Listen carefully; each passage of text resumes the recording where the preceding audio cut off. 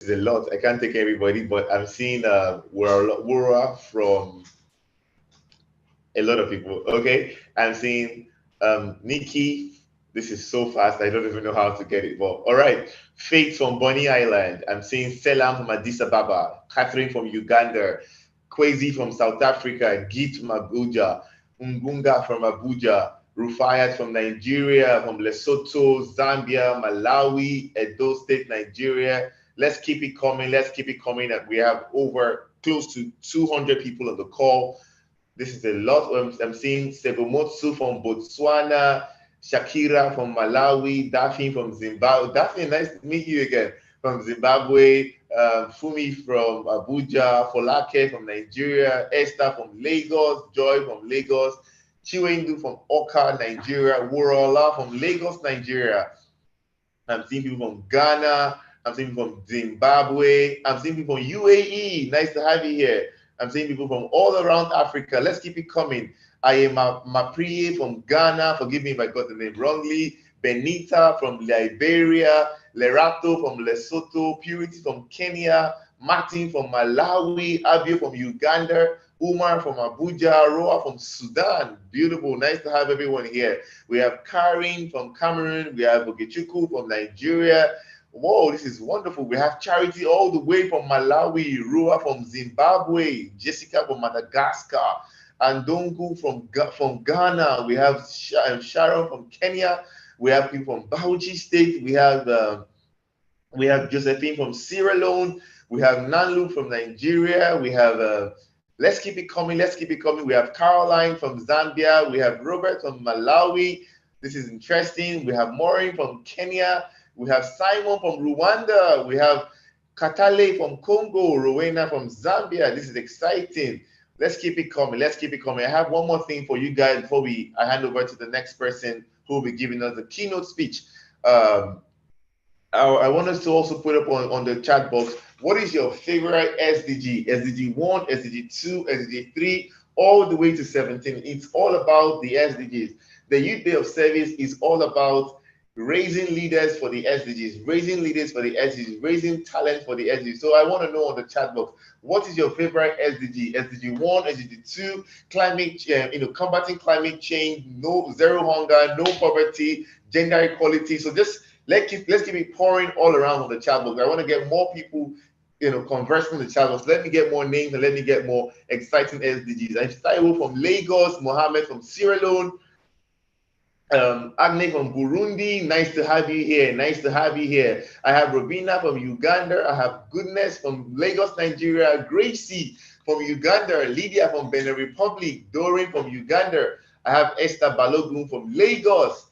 Fantastic, fantastic, fantastic. I have Eva from Kenya.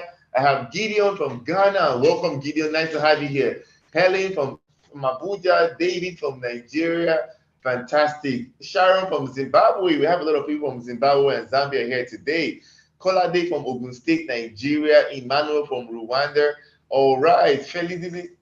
We have people all across Africa. Saria from Malawi. SDG 13, 14.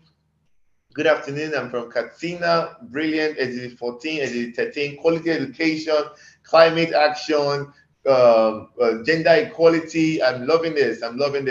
SDG 5, Triumph from Uganda. SDG 4, quality education. Marion from Kenya. I can't say everyone's name, but it's really, really exciting to have as many people as we can joining the call as quickly as possible. Just to let you know, we have over 200 people on the call right away. And I have my speakers on the call today, Katia Sakala and Mr. Robert Chioza from Malawi and from Zambia and Malawi respectively. So let's keep it coming. Clean water and sanitation. African youths, you are the reason why we will all achieve the Youth Day of Service, why we will achieve the Sustainable Development Goals in our lifetime. By 2030, because of your energy, because of what you're doing, we will definitely achieve it. So let's keep it coming. I'm really excited about how much knowledge we all have about the youth, about the SDGs. So it's really, really exciting. So let's keep it coming. All right. Okay, fantastic. So just before I go ahead, Let me introduce my colleague Catherine Busari, who will be taking up the next session of this panel. Please help me welcome Catherine Busari, all the way from Lagos, Nigeria. Catherine, nice to meet you. Over to you. All right. Thank you so much. Hopefully you can hear me. Hello, everyone. Good afternoon. Okay, I see myself on the screen. Good afternoon or good evening from Lagos, Nigeria. Good afternoon, good morning from wherever you're joining in from. We are so excited. Our spirits are high. Love to see about 224 people at this point. Oh, 5, 6 at this point on the call. It's just exciting to see everyone from across Africa. And it really speaks to the fact that the Youth Day of Service is Pan-African. So it's good to be here. We just came off a project right now, some tree planting project with our partner and lead sponsor DAO. So spirits are high. We just planted about 25 trees this morning and it's still ongoing. We're hitting 200 by the end of the week here in Lagos, Nigeria. But how are you? We're so excited to be here. If you've done something this week or participated in a project since the 12th, I want to see your hands up in the chats. Just put an emoji up just to show us who you are, what you've done. So if you've done a project, you've volunteered, you've led a project, we want to celebrate you. Please put your hands up in the chat with an emoji. I'll go first by putting my hand up. Let me just do a thumbs up. That's the easiest one for me right now. But I think that a lot of us were part of the action. I can see a lot of familiar names, a lot of project leads. Amazing. Well done, Violet. Well done, Winnie. Well done, Husseina. And if you're on the call and you've done something this week, next week, or you plan to do something before the end of the 31st, please share an emoji in the chat just so we can see you. Okay, Lydia. Thank you so much, everyone, for joining. So why are we here? We're here because we're youthful and we're useful.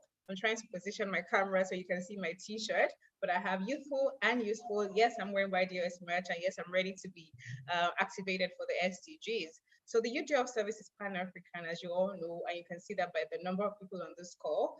We're rallying young people across Africa to accelerate progress on the 17 global goals. We know that they're daunting. We know that 2030 is the target, but we're also very excited because we know that young people are creative, they're innovative, and they're going to champion change where the SDGs are concerned. And I'm sure you're wondering how many projects are registered right now, how many people are doing projects right now. I'm happy to tell you that across 36 countries in Africa, we have projects activated and project leads doing the work.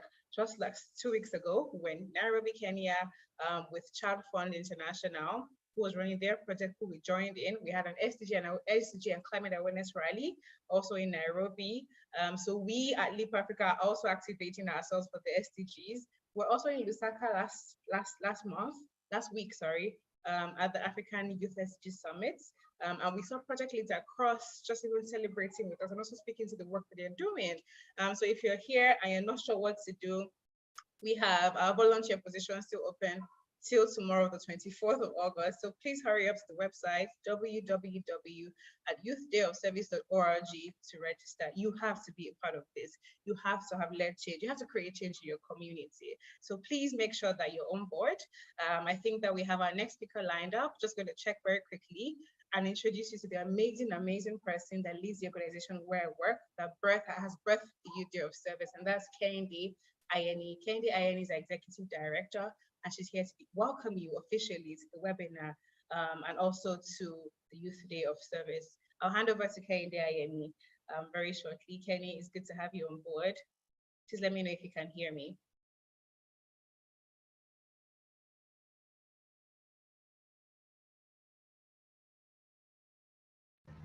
Thank you very much, Catherine.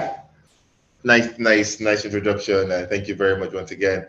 Indeed, the African energy, the youth energy is the African energy. So without further ado, thank you very much, everybody. Welcome once again. We are edging closer to 250 young, vibrant Africans in the house from more than 20 African countries: Zambia, Kenya, Burundi, Rwanda, Nigeria, Sudan, Kenya, Zimbabwe, Zambia, South Africa. I'm seeing a lot of beautiful countries, beautiful people from across Africa. So without further ado, I will welcome the Executive Director of Leap Africa, Kehinde Ayeni, to give a welcome address to this 250 phenomenal, young, bright, vibrant Africans. Over to you, Kenny.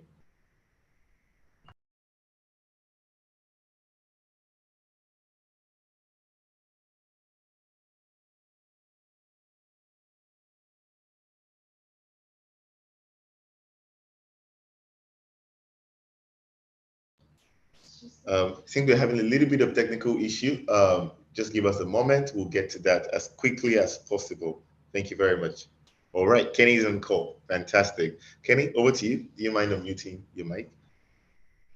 Kenny, over to you. All right, fantastic.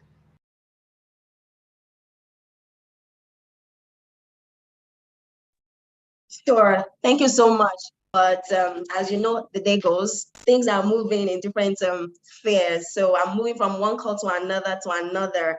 And so the moment it took me to say goodbye to get on this one to say hello world is what caused the glitch. But I'm with you, and I want to thank everyone for coming. Welcome to this induction, I believe, where we have gathered so many Africans together in one room under one umbrella. The Youth Day of Service. We are really excited about the diversity of people who have joined us today from the continent. That means somebody is saying hello from Madagascar. So yes, we are youthful and useful. That's our slogan, where we think that, no, we do not think, we know for sure that young people have the power, the might, the color, the creativity, aspiration, innovation to channel their inner mind, their inner strength towards a common goal and towards a common cause.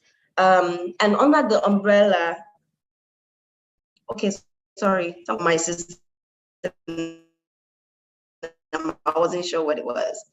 So I've been asked to speak humbly to you all today about a couple of things. 260-something people on the call. This is massive. About activating voices that have been excluded.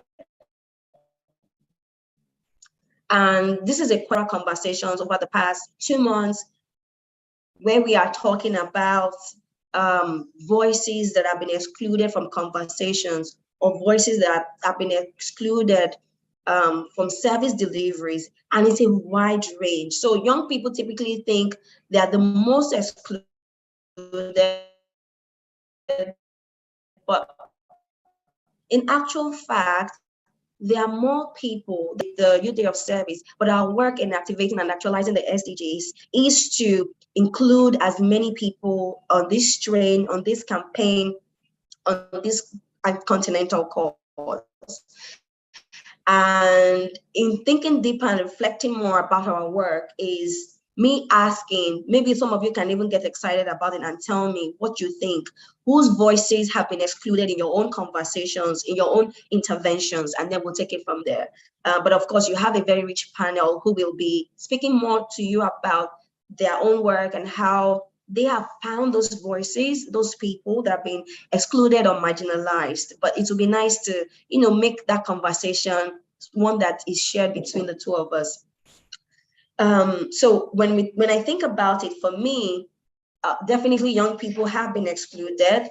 The second group of people that have been excluded are children, women, and when we think about women also, when we think about women also, it's a large spectrum of women: widows, single mothers, uneducated women, teenage mothers, abused women. There's so many of them that have been marginalized or excluded. But when you think about the socioeconomic gaps as well, there are people in underserved communities in remote areas that are also excluded from the SDGs. And I say that humbly, knowing that the purpose of the SDG was designed to really save our planet. And we say our planet because maybe we do not know that our planet is under attack, but it truly is. When you hear the news about hurricane, earthquakes, and landslide, erosion, change of weather, and all these other extremities that are going on, then you understand that the SDG itself has been set up not only to save our planet today, but to transform our world. And we can only do it together as an organization, with all of you who are coming to this conversation today by partnering with you. So another learning point for me that I've come into are now termed partners. So you are not only volunteering your time, your energy, your talent, and your partner in this movement that we've set up. So I need you to see yourself as one. And it's important that you see yourself as a partner because you're active contributors, or you're actively contributing to how we are closing the gaps that is still left within the SDG goals towards 2030. LEAP became even more invested in the SDGs when we did some program maybe 4 years ago, and we saw that the awareness of the SDGs amongst young people was really low. People didn't understand what it was. They had never heard of it. And these are people who have education or are pursuing a degree in higher institution of learning, and these are people who also live in urban areas, urban communities that didn't understand and didn't even know, or were not aware of the SDGs. So how can you contribute to something you're unaware of? Therein lies the big challenge for LEAP Africa, and that's why when we think about it, we need more partners to get on this train. We need more partners to get on this journey, and that's where you all fall into the category of partners that we are working with across Africa. And I see the numbers really climbing from 263 when I started speaking to 292. More people from across Africa joining us and being excited. When I also think about the SDGs and the goal that it was set to do, I think about where we are in Nigeria today. So maybe just today, maybe a few hours ago before I got on this call, I was talking to a colleague and she was saying to me about an information she stumbled on maybe more recently, 2 weeks ago, about Nigeria overtaking India to being the poorest country, a population under India, but we are still the largest when it comes to the poverty index. And when I was visiting in Nairobi recently, and I asked why some of the initiatives and organizations are not in Nigeria, I was told that Nigeria is the giant of Africa, so we don't need to come there. But unfortunately, given the statistics and the odds against us, there is still a big gap and a very wide need. So when I think about excluded voicing and excluded people, Nigerians are still largely excluded in catching up with the rest of the world. But not to say that the rest of Africa is also not struggling. Think of the digital divide. Some areas do not have power. Some areas struggle with internet connection, connectivity. You're talking about unbanked people. And the SDGs give us a big spectrum of opportunity to close these gaps as we see it emerge or continuously propagated in our lives, community, states, societies, and so on and so forth. And so the onus is really on us to do much more than we have done in the past year, and even this year, and for the next 7 years that the 2030 SDGs will roll over to, I'm not sure, but next. But again, I take your attention to the SDG measuring index. I think there's a site that allows you to see where you are on the country spectrum for the performance of your country. But Nigeria is right now at maybe 128 out of 130 countries, or 135 that has been spotlighted in terms of measuring our performance. With some countries have really closed the gap significantly. Nigeria is lagging behind, and so many African countries are on that index still at the bottom. And so what am I saying today? That we need to understand the power of activating voices that have been excluded. In your own country, your own countries, you will and people that have been excluded, and it's important that you continue to have more partners. And I encourage you to change your language from this moment forward, not just thinking people or influencing other people, but think about influencing partners to solving the SDG problems, to closing the gaps that we have found, and ensuring that we are all moving towards a transformed world, a world that serves us, a world that continues to nurture us. Because if you do not have a planet, then the end of the world has come or has happened. But we need to continue to be here to do that.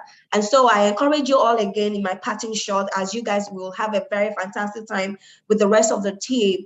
to remember why the SDGs were created in the first place, to see yourself as active citizens of Africa who is meaningfully channeling your energy and usefulness and creativity into solving some of the wicked problems and generic problems in your communities, and feeling the need to collaborate with other people, or what do you know, make it a bigger project, more than what it is. So we encourage you to step away and step out and be bold about your aspirations and connecting with those people who have once been excluded. It doesn't matter if they are old, it doesn't matter if they are young, it doesn't matter if they are babies, it doesn't matter if they're male or female, it doesn't matter if they have education, it doesn't matter if they are illiterate or not, it doesn't matter if they are meaningfully employed or they're entrepreneurs. Basic to say that many people who have been excluded, and we need to get them on the train to transform our world as we know it. So with that, I say thank you all for coming to my tech talk and wish you a pleasant evening with the rest of the team. Thank you so much. A very, very big thank you to you, Kehinde Ayeni, Technical Director of Leap Africa. Once again, a very big thank you to you. If I have to summarize your keynote speech, I would say we cannot achieve the SDGs by leaving anyone behind. I mean, that's a quote we can take to the bank. We cannot achieve the SDGs by leaving anyone behind. Now, in order to do this, we as youths must realize that we have the power to activate the voices that are excluded to solve the SDGs. Once again, I want to say a very big thank you, and can we just give a big round of applause on the chat box to Ms. Kehinde Ayeni. Thank you once again for that inspiring speech. Charge all of us, across board, across the multiple countries which are represented here, to go back to wherever we are and drastically ensure that we include the excluded voices in every area of life. So thank you very much, Kehinde Ayeni from Leap Africa, the Secretary of Leap Africa. Thank you very much once again. So without further ado, we'll be moving straight to the panel session. Apologies, just want to get a bit of support from the IT to share the presentation. So yeah, we'll move straight to the panel session. Just to bear in mind, I mean, this is an inclusion webinar, and there is no inclusion webinar actually without having someone from the sign language community, because we have more than 2 million people in Nigeria as a whole who have hearing impairment. So it's very important that we have someone from the sign language community. So if you're having any troubles, hearing me, or having any trouble with your hearing, you could click on interpretation on the box below you. It's interpretation. It has an icon of the globe. When you click on it, you can click on sign language. And once you click on sign language, you have access to the American Sign Language visible to you throughout the session of this webinar. So without further ado, can we go to the first slide, please? Thank you. All right. Thank you. So we have some great speakers here with us from Malawi, from Zambia, and from Nigeria. I have here with me Shola, I have here with me Mr. Robert, and I have here with Mrs. Katia. I think we have a little bit of difficulty with Shola. Please, do you mind promoting Shola to a panelist? Thank you very much. Thank you very much. All right. Okay, thank you very much. Okay, so we'll just start by introducing each and every one of our panelists. I'll start with Ms. Katia. Thank you very much. All right. Thank you very much. Ms. Katia is a regional head of programs for Africa under the Disability Rights Fund. She currently oversees the fund's participatory grant-making process across DRF's target countries, particularly in Africa. She has over 10 years of experience in disability rights advocacy and development. Mrs. Katia has contributed to building the organizational capacity of grassroots movements across the region. She headed the first ever independent monitoring unit under the Zambia Federation of Disability Organizations, ZAFU, on the implementation of disability rights, and contributed to the publication of a report to the government with recommendations for law reforms. Before her current role, she worked and collaborated with and amongst others the International Labour Organization, Norwegian Association of Disabled and Catholic Diocese of Undula. Help me welcome Mrs. Katia Sakala, all the way from the beautiful country of Zambia. And if there's any Zambians in the house, Zambia Kuchalo, Zambia to the world. And I'll be welcoming the next guest from all the way from Malawi. Mr. Robert Chioza is a seasoned and motivated development practitioner, educationist, child protection, and good governance expert in fast-paced education, gender equality, social and economic inclusion environment. He has a passion track record of achieving high-level performance in the management of the integrated programs to promote an all-inclusive, accessible, and quality education for the most marginalized children and sustainable promotion of social and economic inclusion, including transformational leadership. Mr. Robert is currently working as the engagement director for CAMFED Malawi, and he also holds the role as the acting national director for CAMFED Malawi. Please help me welcome all the way from Malawi, Mr. Robert Chioza. Mr. Robert, hope you're well. Nice to have you here. Please kindly let me know if you could hear me. I think you might have to step out and step back in because of your connecting to the audio. Thank you very, very much. All right. And without further ado, I will be introducing Shola Owonikoko. Sorry, just confirm if you can hear me. Yeah. Thank you very much. Shola Owonikoko is driving inclusion and corporate sustainability through technology. He leads the team at Stanford Edge with portfolio including Project Enable and lafiami.com. He works at the intersection of development, business, and inclusion. He has over a decade of experience in building organizations, designing and implementing social impact programs, products targeted at promoting development outcomes for undeserved population, and has worked with several notable brands in private, public, and civil society sectors. His flagship initiative, Project Enable Africa, promotes digital inclusion, advocacy, and access to assistive technologies for persons with disabilities, and he has set up the first inclusion hub in Nigeria, congratulations, to train talent with disabilities and connect them to economic opportunities. Please help me put your hands together for our experts from across 3 different countries, from Malawi, from Nigeria, from Zambia. It's a pleasure to have everyone here today. Good to have everyone here today. I see that on the chat box, a lot of people are welcoming you. So let's just take it all in. Fantastic, fantastic, fantastic. All right, we'll head straight into the session, and we'll be starting with the first question from Shola. But just to get a feel of the room, just to confirm, please, Mr. Shola, can you confirm if you can hear me? Hello? Yes, I can hear you clearly. Good evening from Lagos, Nigeria. Shola? Can you hear me?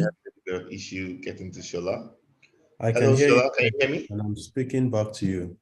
All right. Unfortunately, we couldn't get Shola to respond back to us. I think he mistakenly went to the attendees. So please let's try and promote him very quickly to panelists. All right, fantastic. Shola, please, can you hear me? Just to confirm. Yes, I can hear you. Can you hear me? Hello, Shola. I think now you might be the one who can't hear us. All right, I can hear you, Shola. I can hear you. Apologies for that. Thank you so much. Thank you so much, Shola, joining in. Thank you so much. So, Mrs. Katia, just to confirm if you can hear me. Miss Katia Sakala from Zambia.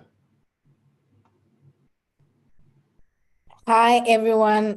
Yes, Ebuka, I can hear you. Katia, you might want to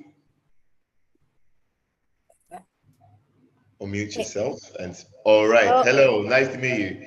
Nice to meet you. Nice to meet you all. Katia from Lusaka, Zambia. I can hear you very well. Hope everyone can hear me. Yes, loud and clear. We can hear you loud and clear. Last but not the least, we have Mr. Robert Chioza from Malawi. Mr. Robert, I think you're connecting to your audio. So just to confirm if you can hear me, you can turn on your video, and let's see if we can hear you. Yes, indeed, I can hear you. I hope you are able to hear me. Am I Fantastic. audible now? Fantastic. Brilliant. We can hear Hello, you. We can hear Africa. you very Hello, clearly. Africa. Yeah. Nice to have you here. I'm really excited to have everyone here. Really, really excited to have everyone here. All right. Just give me a minute.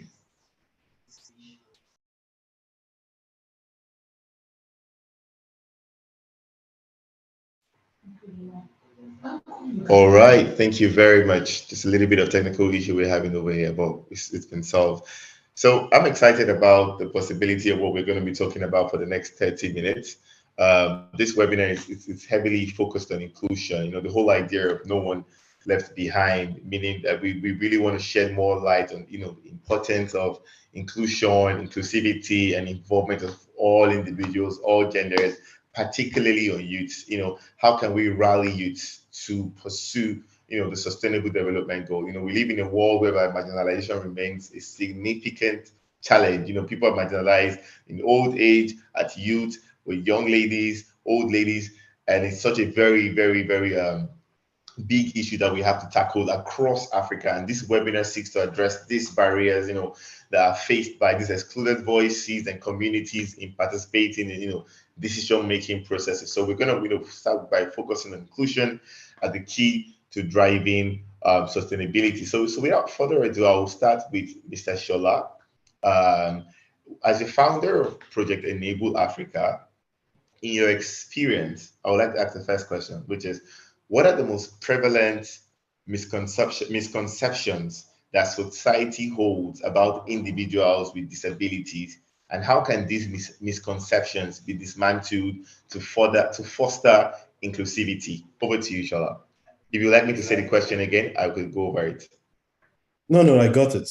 I hope you can hear me. Loud and clear. All right, great. Once again, thank you so much for inviting me to be part of this. It's great to be on such a platform. I'd prepared slides. I wasn't sure. I didn't know it was going to be a panel. But in any case, I'll just go through some of the content as I respond to your question. And again, like we have said, it's important to establish that the biggest promise of the SDGs is to leave no one behind. And like we would normally say, the weakest link, a chain is as strong as its weakest link. So we really are not going anywhere, no matter what any country or any set of the community has achieved. If there is no inclusive achievement or participation on our journey to the SDG. Having said that, I will just jump straight to responding to your question, which is really about, what are my thoughts about the things that promote exclusion of persons with disabilities in particular. And one of the slides I have that prepared is talking about what are the drivers of exclusion. And I think that speaks to it. I once wrote a paper in 2019 that the summary of it was defining what access means for persons with disability in particular, especially with respect to technology. And I'll take it off from there. And I remember that we defined 7 A's, right, to explain the dimension of access and what inaccessibility means. The first one was availability. People understanding that they have access, but seeing that whatever they are discussing that access to, they have availability to it. And that goes a lot to define access, be it technology, be it funds, whatever it is, programs, the availability or our ability as a people to see that persons with disability are available to be part of whatever we are discussing. It's important. There's also affordability, and that talks a lot, with respect to costs. In a lot of ways, financial costs, but sometimes not just financial costs, other forms of resources. Are people able to afford the solution we are selling, or people able to afford whatever it is we are providing to give them access? That's important. Awareness is another key thing. Do people have the awareness of what we are pushing or promoting? Whatever form of exclusion or inclusion we are talking about, there is also ability to use the service. And in this area, there's a lot of misconception that persons with disabilities do not have the ability to jump on things, to get things done, either intellectual capacity, ability, or any form of ability we might discuss. And in our work at Project Enable Africa, we have realized that persons with disabilities truly have the ability if they have the training. And a lot of our work at Project Enable is centered around promoting ability for persons with disabilities to participate, to have access to things. The fifth A is adaptability. And in a lot of contexts, especially in our developing country context, there are a lot of things we rely on that comes from the Western world. But unfortunately, they are not usable, applicable. The question now is how we're able to adapt to the reality of what we have around us, the resources to build our own resilience as a people for the community of persons with disabilities. And all of these A's might be non-human centric, but we have two more A's that are very human centric, and that's the attitude of people, attitude of persons with disabilities themselves, attitude of the government to, of programs, planner and implementers like many of us are. What is the attitude we have? And of course, a lot of things influence that, from cultural attitudes to religious attitude to, just what we think and feel that others can do. It is essential to say at this point that the concept of disability in itself is not a function of the person. It's always a function of the society that is exclusive. And that's a social model of disability, to understand that the impairment is not the problem. It is an environment that is exclusive and doesn't give access. And finally, that framework is agency, which I think is the most powerful. The capacity of a group of people to come together to define their own future, to define what direction they want to go to, how they want to attend to things is extremely important.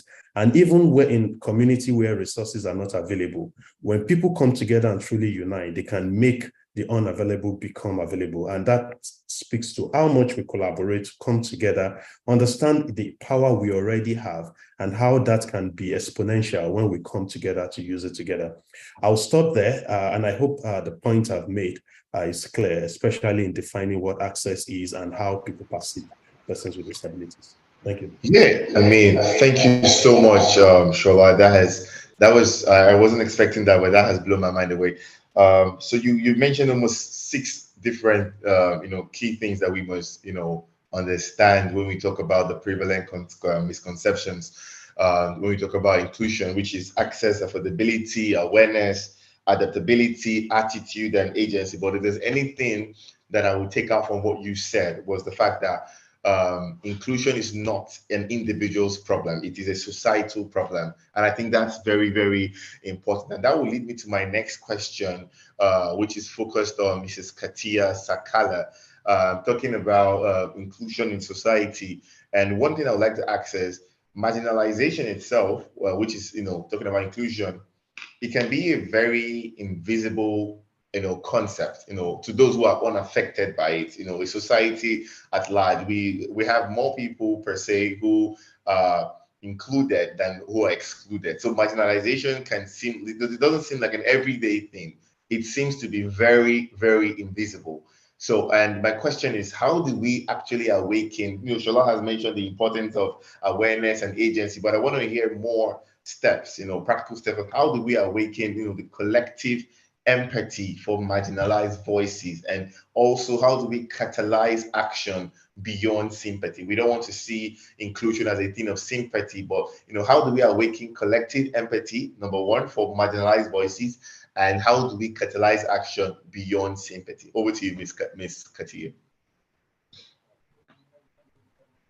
Thank you very much for that, and to the previous panelist speaker for a good introduction on what misconceptions are and how that also actually is linked to the exclusion that most persons with disabilities face. Just to start with, as a mantra in the disability movement, there's the slogan that says nothing about us without us. So that means that everything that is being done should be centered around making sure that programming, the design of programs, processes, policies, everything is inclusive and is being done with the active participation and consultation of persons with disabilities, not as a tokenism, but as a way of rights, making sure that we are recognizing that persons with disabilities are rights holders and they know themselves what is, how best to define the barriers that they face in terms of accessing services, programs, and whatever, even if it means SDGs in terms of implementing SDGs. Before I can even delve into the responding to the question itself, since we are talking about the SDGs, and since we're talking about the SDGs and the involvement of youths in SDGs, so I would just like us to also just like remind us of the statistics of the progress on SDGs, because we're almost halfway into the mark of implementing the SDGs to achieving the Agenda 2030. The most recent report of the UN General Secretary, it noted the fact that almost only 12% of the SDGs on track, only 12% on track. And then close to half are moderately or severely off track, meaning off track, they're not even like in the indicators are not really there. And then 30% have like retrogressed from how they were originally designed to be done. So when we talk about the disability community, already we have like 15% of the world as representation of the disability community. So how do we make sure that this 15% is actually represented in the progress of implementation of these SDGs, even for us to achieve the Agenda 2030? And when you look at the way that the current SDGs, the 17, only about 5 of them mention disability. But how do we even track progress across these 5 if most of these goals have not even been achieved? They have been off track. They are off track and they have retrogressed from the way they were designed to be. So I just wanted us to think about that. Then we also have to be reminded of the forthcoming high-level political forum in September of the SDGs, which is going to mark now progress on how the next 15 years of implementation of the SDGs will be done. And so to this high-level political platform, there's going to be heads of state, there's going to be youths, there's going to be women, there's going to be like different political leaders, civil society leaders. But in this all, meaning as we are speaking right now, this is August, we only have a month to September. How many youths so far are already aware, or just let alone youths with disabilities are aware that there's going to be this conference? And how many are already participating at their country level in ensuring that their voice is heard? So it starts from there, awareness. How many are aware? So we cannot be aware if information is not shared in accessible formats. I think the previous speaker already talked about accessibility and how the environment how the environment impacts on how participation is done. So it's not just about availability, but it's also about sharing information in accessible formats, starting just even with the way that information about the SDGs awareness is done. Is this information shared in a format that is easy to understand? Because you have to also understand that disability it comes in a diverse way. It's not just about the visible disability. You, Ebuka, mentioned about the invisibility of inequalities and all that. So even disability itself comes in different ways. It manifests in different ways which are invisible to the eye. So most of the people, when they think about involving persons with disabilities in programming design, the programming processes or policy implementation, they only think about the visible disability, which is maybe physical, visual impairment, but forgetting that there are other intersectionality identities that are also bordering on the verge of vulnerability and marginalization. And that also linked, it's also, for example, about the categories of disability. So for example, we have deaf blindness. How many persons with deaf blindness are out there participating in platforms that will give them the voice and the space to voice their concerns? we have persons with albinism. This albinism is just only coming up as a disability. In some sectors of the countries, it's not even recognized as a disability yet. So we are still trying to make it come out as a visible disability. Then we talk about psychosocial disability. We talk about so many other impairments that are not yet even recognized because they're invisible to the eye.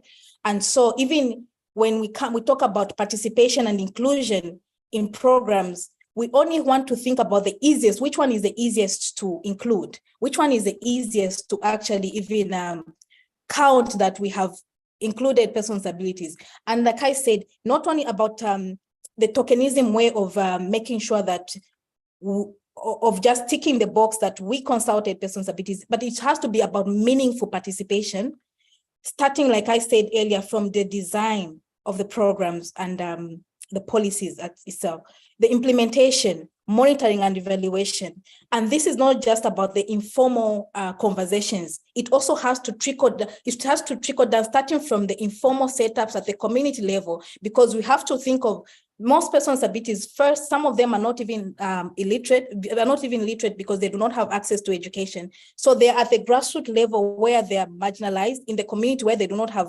access to education. So that means that their level of education is already limited. So how do we make sure that we are reaching even to the grassroots level, to the people who are marginalized to the point that they do not have access to education? So disability, it has like intersectional identities, which are bordering on first education, poverty, disability itself. Then you also add the issue of gender, then you add the issue of being in a rural area. And so all that also hinders, it also brings in like barriers that cannot really be explained in a way that would be easy to tackle single-handedly. So it needs like a multi-sectoral approach that will bring on board various stakeholders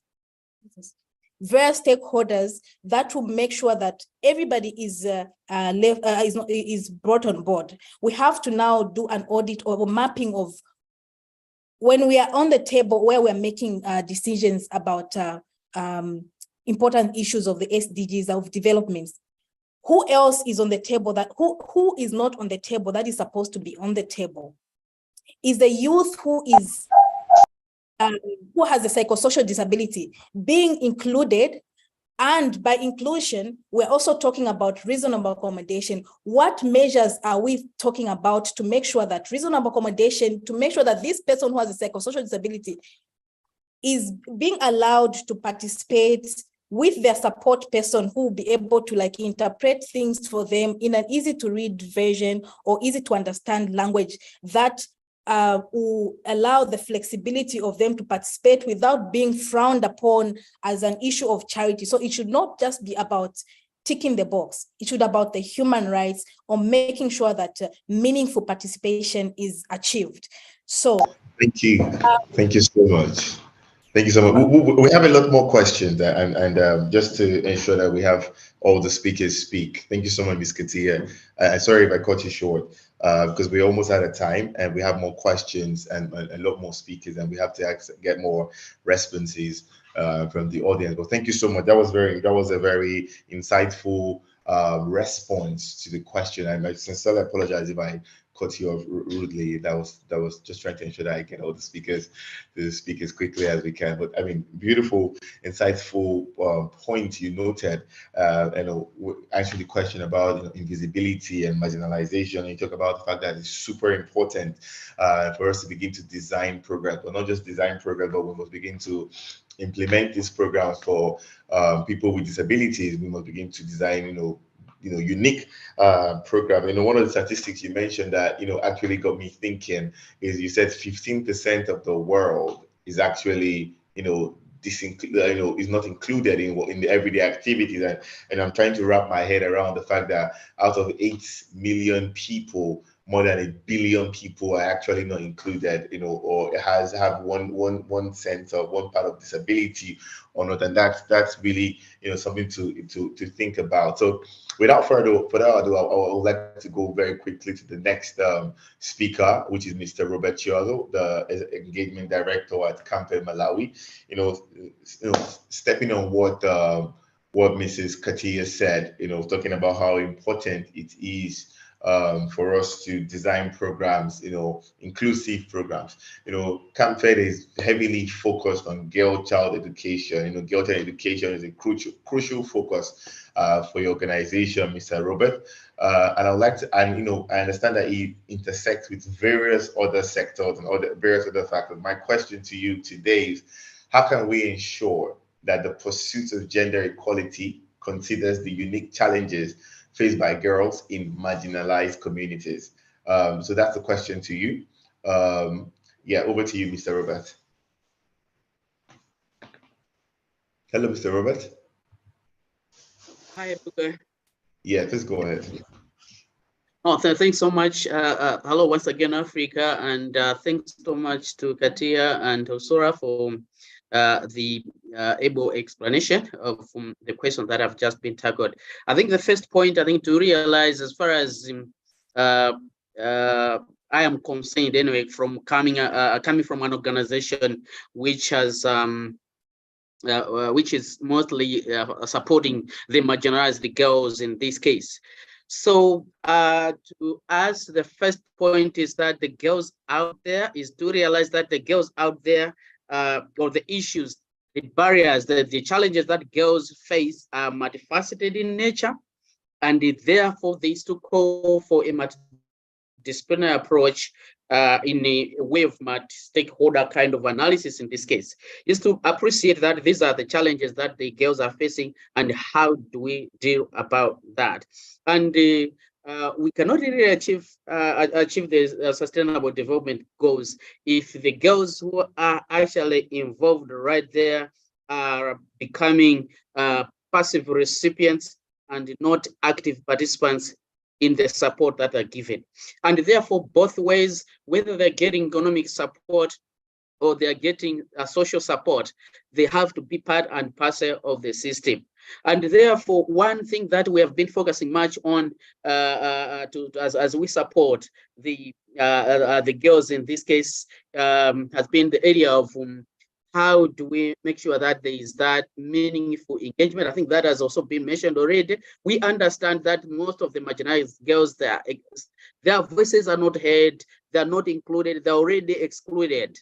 But are we able to have a meaningful kind of engagement with these girls? And for us, the other area of focus really, and from development perspective, is that how do they become catalysts for socioeconomic development, industrial growth? How do we empower these, being the poor, the weak, and the voiceless? So it has come, I think, to our attention that in a number of areas that we need a lot of awareness and advocacy on issues that affect girls' education, and that how do we promote inclusivity? There was already a mention on learners with disability. We have young girls, we still have girls on bursary, and where we really we take a deliberate effort to include them, and much as we realize that disability is not inability. We have seen girls coming from poor backgrounds doing very well, and understand that they can achieve whatever they want in life. So, and these are marginalized girls, but coming from either tertiary or secondary, but they're proceeding, actually they're pursuing tertiary education just because they are part of the system in this case.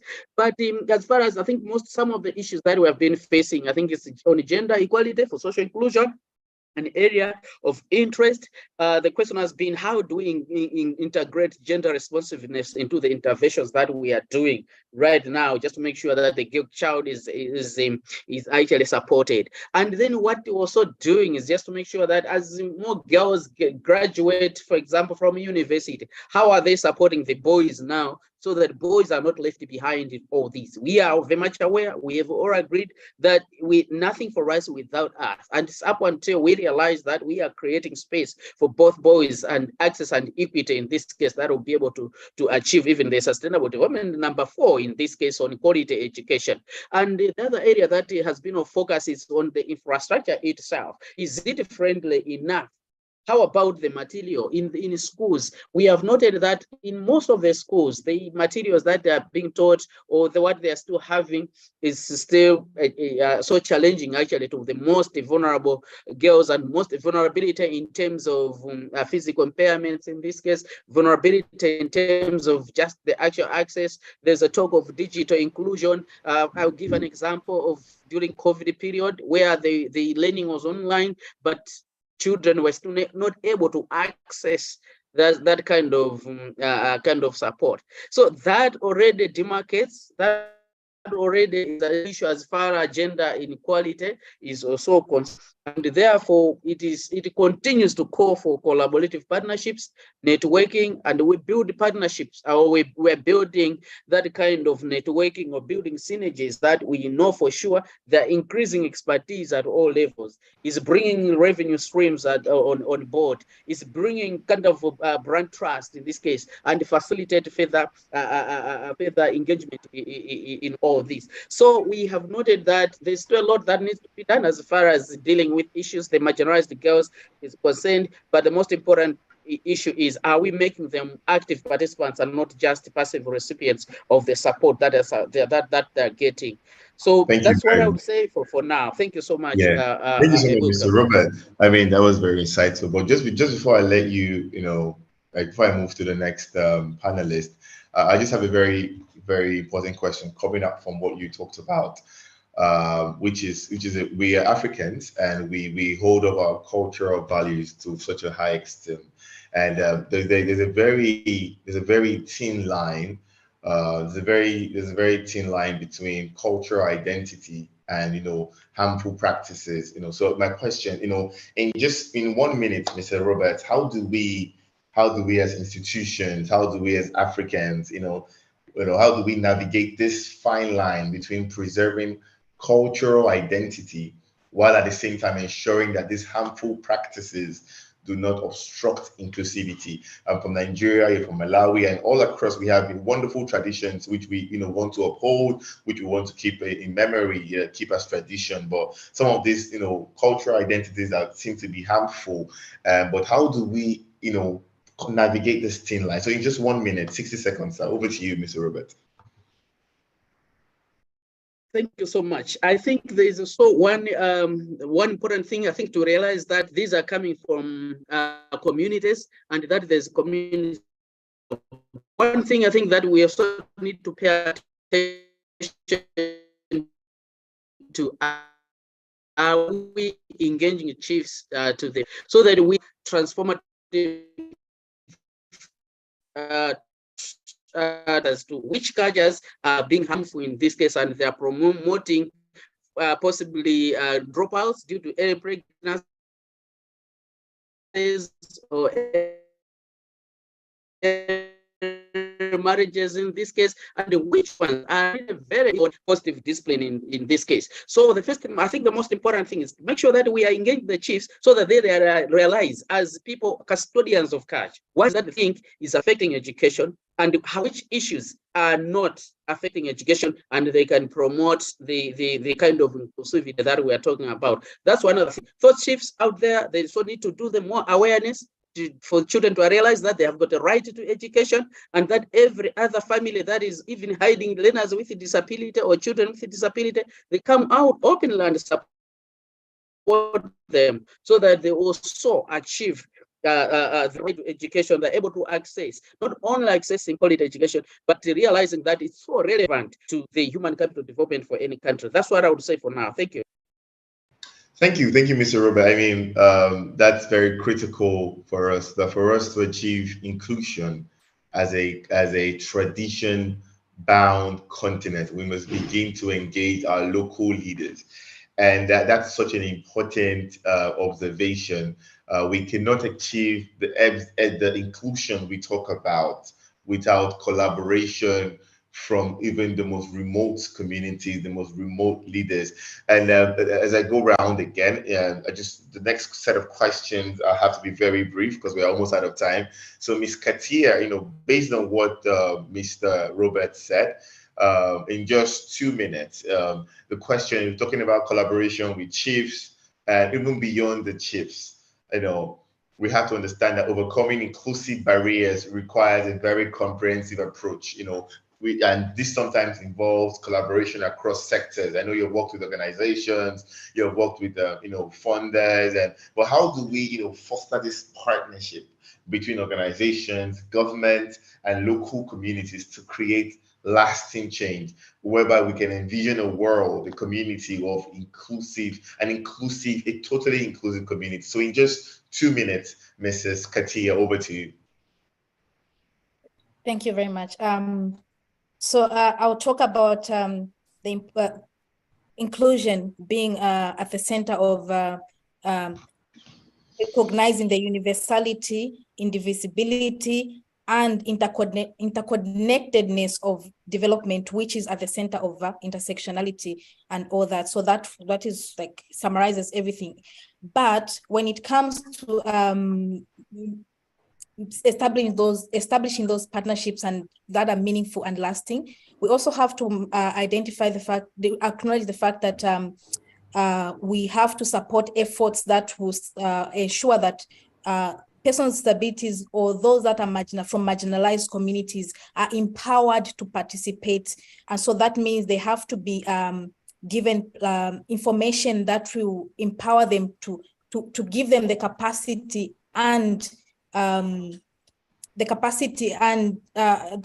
to participate in a meaningful way, so that they do have the knowledge, information, and awareness, because without that, they will not be able to participate meaningfully, and they will not even be able to break out of these silos. So you see that most of organizations of persons with disabilities work in silos because the space sometimes is not open. So I'm really appreciative of how LEAP Africa is trying to also just reach out to marginalized categories, the marginalized groups and communities that are not yet on the table, whose voice is not yet being heard. So this is one way of making sure that we are establishing these partnerships and collaborations. And if we are not talking about it, then nothing is going to happen. So the sooner we start talking about it in such platforms and involving everybody who is already not being involved on the table, then that means that we are opening up, and by bringing them on the table, they will then talk about what is it that they'll need to participate fully. I cannot fully say ABC, this is a prescriptive way of doing it. It's about bringing the people to speak for themselves so that we can live up to the slogan of nothing about us without us, so that the change that we're talking about is meaningful and practical to the persons who are involved, who are not in that space.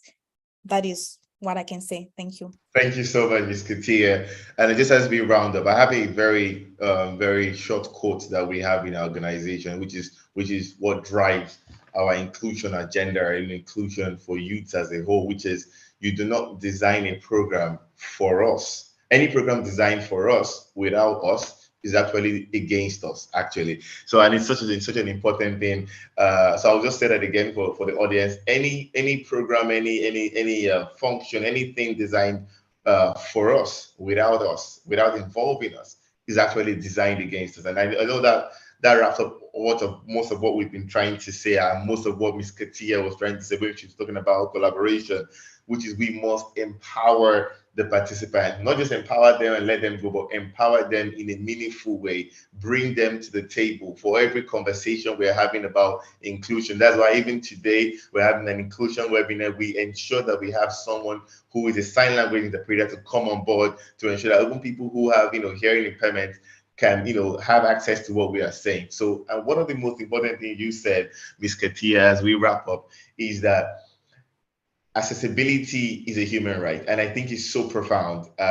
People who have disabilities, people who are marginalized, they have a human right. They have the human right to actually be involved. So in 1 minute, and I'll start with you, Mr. Robert. In 1 minute, 60 seconds. We have a world that is marked by complexity and interdependence, and in this pursuit of inclusion, it requires not just our good intentions, but a complete recalibration of systems. How do you, Mr. Robert, how do you envision a future where every voice, irrespective of their marginalization, actively contributes to shaping the Sustainable Development Goals. Over to you, Mr. Robert.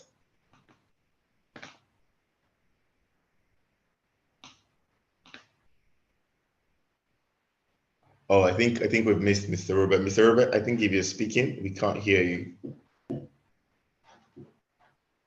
Hello, Mr. Robert, can you hear me? Hello? Okay, please just to confirm if anyone can hear me, the chat box, please. Can you confirm if you can hear me? I think we have a little bit of technical. Miss Katia, please, can you hear me? All right, so I think we're having a little bit of technical issue from Mr. Robert's angle. Mr. Robert, just to confirm, please, can you hear me? Mr. Robert, please kindly unmute yourself. Okay, yeah. All right, so I think I should just go over the question again very quickly. Is that okay? Yeah, please repeat the question. Sorry, apologies. Yeah. All right, I was saying that we live in a world that is marked by complexity and interdependence, and with the pursuit of inclusion, the pursuit of inclusivity, it requires not just our good intentions, but a complete overhaul of systemic structures which have been built for the last 100 years. So how do you envision a future where every voice, irrespective of their marginalization, actively contributes to shaping the Sustainable Development Goals?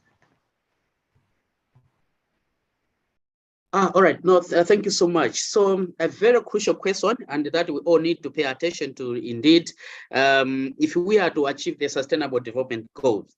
And I think to me, the first area that of interest, or maybe just to keep time, is the mindset change itself. Are the leaders in our countries, for example, in Africa, ready to support or to put policies, procedures, and processes in place deliberately that will be able to support or that will take into consideration the most marginalized in society? Two, I think it was also mentioned already, a societal problem, not an individual problem in this case, but I will still take it back to the individuals in this case. Are we ready actually to bring the necessary change that we want to see at the end of the day, even as young people in Africa? Are we ready to make to bring that transformation that we all aspire? Are we ready to make Africa the Africa that we all want to see? So the mindset change in this case becomes key, and that unless we all become so patriotic, and the two is the channeling or the prioritization of the development initiatives that are taking place, we understand that we are not leaving anyone behind by virtue of saying not just taking a box in this case, but realizing that it is a right for African children or African youth to make sure that we are forging ahead as far as sustainable development goals are concerned. Otherwise, we'll get back to what Katia said, 12% thereabout, off track, but there must be mindset change, or the policy holders, the policy makers in this case, engaging those who are the right holders in this case. So let's make sure Africa or the leaders in Africa engage the right holders, not just because they're duty bearers, therefore they can just do everything. They have to change their mindset as well. Infrastructure, putting in place infrastructure that will help promote the kind of volunteerism, patriotism for African children, for African youth in this case. I think it's also going to be very critical in this case. Thank you so much, Ebuka, just to create time for my colleagues as well. I've said 2 or 3 points, but I think that's enough for now. Yeah, thank you so much, Mr. Robert. And I think the same question will go very quickly over to you, Mr. Katia. But just to highlight a few points from what Mr. Robert said, he said it's so important that we have a mindset shift. We have to have a mindset. As Africans, we must have a mindset shift because it starts from our mind. Anything that we must change from our mind. And Mr. Robert asked the question. He said, African youths, are you ready? Are you ready to have a mindset shift? I want to see it in the chat box. African youths is a big question. It's a big challenge from the engagement director of CAMFED. African youths, are you ready to have a mindset shift? Are you ready to begin to ask your leaders, your government, your local government chairman, your chiefs, your local directors, are you ready to begin to ask those questions, those heavy questions that we must include everyone? No one should be and no one can be left behind. So over to you, Ms. Katia, very quickly in 60 seconds, 120 seconds. Let's over to you, ma. Thank you very much. I think most of the things have been said, so without repeating what has already been said, all I can say is I want to encourage everybody, all the youths that have been represented in this discussion, to be aware of the SDG mechanisms that are happening in their countries at the country level, and also not only at the country level, also even taking it up to the regional level and making sure that even as, like I mentioned earlier when I started, there's this summit that is taking place in next month, September, high-level political forum in New York, which I'm sure it doesn't just go to the global level before it starts at the community level.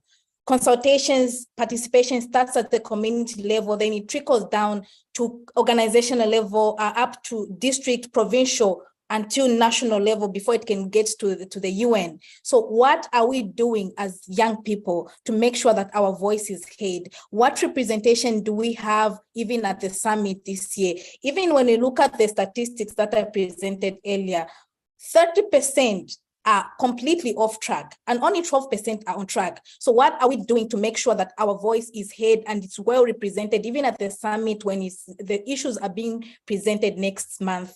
So this is what we have to think in our mind. So the mind shift should just not only be about the attitudes,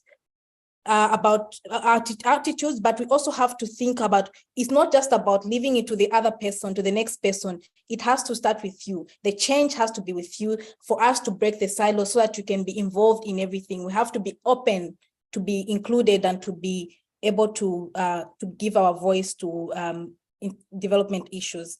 Thank you. Thank you very much, Ms. Katia. Like you said, it is just as Mr. Robert said, it's about the mindset, but you added to it and say it's not just about our mindset. We must also begin to change our attitude or our approach when we begin to ask the right questions. And we must not just ask these questions on the global level. We must begin to ask these questions on a local level. And that will lead me to the next stage of what we're trying to achieve today, which is just a few questions from the audience. We have over 300 African youths, young African vibrant youth who have been listening to you for the past 1 hour, and they have a ton of questions. But unfortunately, we will not be able to take all the questions. So we'll just have I will just be able to take only 3 questions, and I will take them. And please, I'll appreciate if your answers can be in 30 seconds, very quickly. I think I have one question from Nima Mbeli. So please, if you have a question, please very quickly go to the Q&A, type your question so that I can reach out to Ms. Katia and Mr. Robert very quickly. And also my colleagues on the call, Catherine, she can also send me questions directly. So thank you very much. We have a question from Nima from Tanzania. She said, I'm from Tanzania, and to be honest, and this question is to you, Ms. Katia, in 30 seconds. And to be honest, I feel we are not ready as the awareness has not been done enough, especially in my country. Youth are not aware. Myself, I got to understand recently through Live Africa. My question is, what can I do to support? Like, what support can you provide to Tanzania or to Nima, to begin to talk about inclusion in her countries? Over to you, Ms. Katia, very quickly, 30 seconds. So thank you so much, Nima, for that question. So awareness raising, it can be done in various ways. So one of which, this is the same, participating in such platforms. This is one way of getting aware and getting to know what is happening, not just in your country, but also in other countries, by making sure that you are connected with people that are sharing information that is of your concern, information that you are aware about. And then the world is connected. There's social media has so much information out there. So reach out to people that are in the circles that are sharing information that you are aware of, that you want, but also try to first also start in your own country. What is it that is happening in your own country, and who is it that you can connect with in your own country that can lead you also to participate even in other platforms that are beyond what is available in your countries. So many resources are there. The list is exhaustive. I cannot fully list it all, but start with where you are, what is there and what is missing. That way you'll be able to now reach out to to identify gaps where you are able to get information, and we're available to share resources and information. If there's specific information about inclusion, you can reach out, we can share those resources. Thank you. Thank you very much, Ms. Katia. And I know that she can also always reach out to you. Yeah. So I think most of the questions are centered around how they could just mostly the same question you've asked. So I don't know if you would love to drop a contact that they could reach you on. I think a lot of them, based on the the panel session you had, they want to reach out to you and they want to get to know you better. So how do they get involved? How do they get involved in SDG awareness here in Zambia? We have a lady called Rowena. She's asking, how do we get involved in SDG awareness here in Zambia? Could you share your information so I can get to know more about you? Yeah, so basically those are the questions. So I think it would be good if we can get your contact details. You can share your contact details with the rest if you would love to do that. If something that you're okay with. So Miss Katia has put her email on the chat box. So please also, Mr. Robert, if you're comfortable sharing an email where the young Africans can reach you on, it would be really nice for you to do that. So just on the chat box, so that because most of the questions are centered on how they could actually raise awareness, and they would like to contact you in their spare time. How do we get to know you? How do we get to raise awareness? So most of the questions are awareness in Rwanda, in Zambia, in Tanzania. How do we raise awareness? And basically that's most of the questions involved in it. So we're almost out of time. We're almost out of time. I'm looking for any more questions in the chat box very quickly. Any more questions as we wrap up? Mr. Robert has been kind enough. I think he has dropped his contact details. But I see Ms. Katia's own on the chat box already. Thank you very much, Ms. Katia. Very kind of you to support these young Africans from over 20 different African countries. Thank you very much. Thank you very much. As we wrap up, I want to say a very big thank you to our panelists. Unfortunately, we had a panelist who had to drop off due to conflicting schedule. But I want to say a very big thank you to Shola in Essential, and a very big thank you to Miss Katia Sakala, all the way from the beautiful country of Zambia. I was just in Zambia about a few days ago, Zambia Kuchalo, and Miss Robert from Malawi. And I want to say a very big thank you to every one of you, to all my colleagues supporting. As we wrap up, I would like to welcome Catherine Busari to give a very short address. And once again, a very big thank you to you, Mr. Robert. Thank you for taking out your time. Thank you for taking out your time, Mrs. Katia. I want to say a very big thank you once again. So over to you, Catherine. Thank you very much. All right, thank you so much, Ebuka. Hello, everyone. Trust that you can hear me. Thank you so much to Katia, to Robert, and Olushola for just gracing us with their presence and for sharing amazing insights with the team. If, just like me, you've learned a few things that would improve the work that you do, or that has ignited your passion in the work that you do, please let me know by leaving something in the chat. What was the highlight of the session for you? What words hit you? Are there certain things that it would change for you? Because for us at Leap for Africa, it's not just about having amazing conversations, it's about how those conversations will lead to action. And I see a lot of people asking questions about how to participate, how to engage. Very quickly, I would say sign up for the Youth Day of Service, an opportunity for you to either volunteer as a newcomer on an existing project, and who knows, maybe even implement your projects one day. You can also be a project lead if you're already leading projects in your community, or you have an idea to start, or on how to start, or you have a team of persons that are interested in solving a problem in your community that are also in line with the Sustainable Development Goals. I think we call that the global goals right now. Sign up for the Youth Day of Service website. So www.youthdayofservice.org. That's where you can connect. And I should mention that we've stopped taking volunteer applications from tomorrow, the 24th. So you want to rush over, look for projects in your community, and sign up for them. Very quickly at the top of the website, you see a part that filters the projects that you're going to be a part of. So filter it, pick on the country that you're in. You get to see the projects in your country, and you can contact the project lead directly to ask more questions about what the project is going to be. We'd love to hear from you. So please reach out to us at ydos@leapafrica.org if you have questions around participating or about the projects that you're leading. And just like Ebuka said, the EDO service is Pan-African, and we're always taking applications and taking emails from persons across communities in Africa that would like to be a part of the UDF service. It happens every year. So if you're not quite sure if you're going to come on board this year, don't worry, we have one again next year. We have big goals, big audacious goals where the SDGs are concerned. And we want young people across Africa to really find their role, find their place, understand what the targets are like, and then they can engage and help us accelerate progress on the sustainable development goals. And we're here to help you really find your way in achieving that. So we have more exciting things happening. Here in Lagos, we have a few projects all the way down to 31st, and this is happening across all countries in Africa. So the website is a place to go to find out all of the information. I'd like to say thank you to everyone. We love the energy in the room. Just even seeing that from the chats, looking through the chats to see if anyone has dropped something that they liked. Okay, someone said, once your mindset is changed, you can effect the change that we want. Sharon Zimangi says the session has been a wake-up call. We love to hear that and we want to see what you will do after the session. So please let us know what these insights are leading to. We want to understand what actions you're taking away from the sessions. I'm still looking through to see what anyone can see. Okay, so www.youthDayofService.org. My colleague Bashir has shared that a few times, and I'm sure he'll leave it again in the chats. Looking through to see anything else that we might have. So I saw a question earlier from David Luca asking what the plan Leap Africa has for rural areas to be a part of the SDG agenda.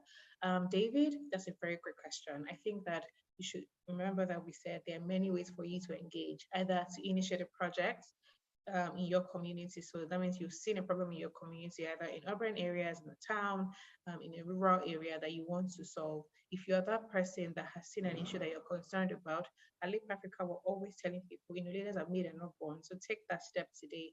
Look for a problem in your community, put a team together, a team of young volunteers around you. And if you don't have anyone around you, sign up for a project on the www.youthDayofService.org website, and you have persons in your community that will sign up to join you.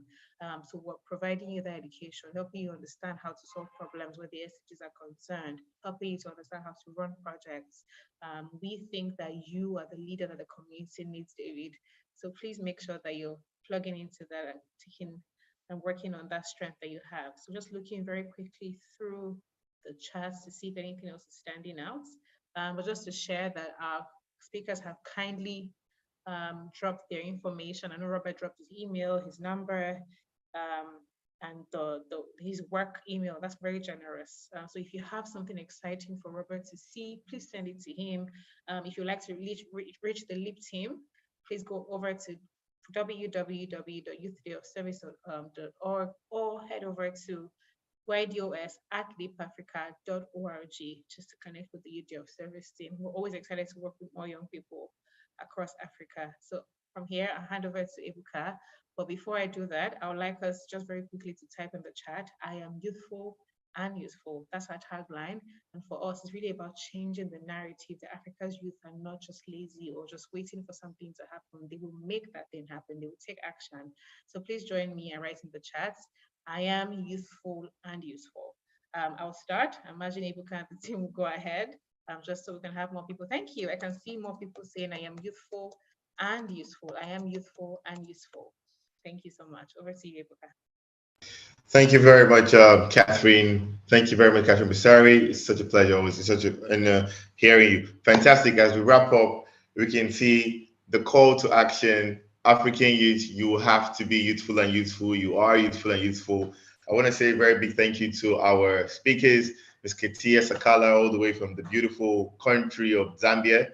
And I want to also say a very big thank you to Mr. Robert from the phenomenal, great country of Malawi. Great people, great people indeed. Thank you so much for spending 1 full hour of your time with us, not just with us, but with Africa. You spent time with a lot of Africans from Sudan, from Nigeria, from Ghana, from Zambia, from Malawi, from Uganda, Zimbabwe, South Africa, and I can go on and on and on. And from Cameroon, I mean, we can go on, and it just shows you there's a lot of energy in the African continent. African youths want to do great work. African youths want to do great things. African youth, I'm speaking to you and I'm telling you, we cannot achieve the SDGs without you. And I want you to have it at the back of your mind that if we do not achieve the SDGs, the people who will be most affected are the African youths between the age of 15 to 35. So you must do everything to do the right thing, to solve the problem in your community. And I'll end with this quote from the American President John F. Kennedy, who just says, do not wait for what your country, do not ask what your country can do for you. Rather ask yourself, what can I do for my country? I want to say a very big thank you to everyone, from our speakers to Esther Balogun, who is the interpreter for today in the sign language. I want to say a very big thank you to Catherine Busari, Kenda Ayeni, and all the Leap Africa staff who are behind the scenes ensuring that we have such a wonderful session today.